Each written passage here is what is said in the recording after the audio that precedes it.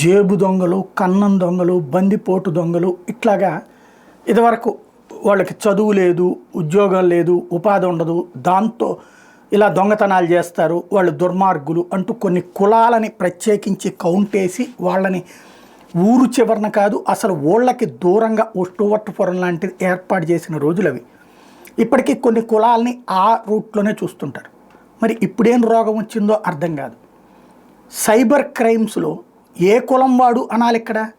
చదువుకున్న దుర్మార్గులు ఎంత దుర్మార్గంగా చేస్తున్నారంటే కొత్త కొత్త మోడల్స్ ఎతికి ఎదుటి వాళ్ళు తమలాంటి వాడినే దోచుకునేటటువంటి విద్యావంతులైన దొంగలు పెరిగిపోయారు. బెంగళూరులో ఉన్నటువంటి ఒక టెకీకి ఓ ఫోన్ వచ్చింది, మీరు ప్రైజ్లో గెలుచుకున్నారు అని. ఇతను ఏ ప్రైజ్లో గెలిచాడో అతనికి తెలియదు. ఆ ఫోన్ తీసుకున్నాడు, చాలా బాగుందని చెప్పి స్మార్ట్ ఫోన్, అది పనిచేస్తో లేదో చూడడం కోసం అని చెప్పి తన సిమ్ కార్డుని తీసి అందులో వేసాడు. సాధారణంగా సిమ్ మార్చినప్పుడు వెంటనే మెసేజ్లు వస్తుంటాయి కదా, అలాగే మెసేజ్లు టింగ్ టింగ్ టింగ్ టింగ్ అని మెసేజ్లు వచ్చినాయి.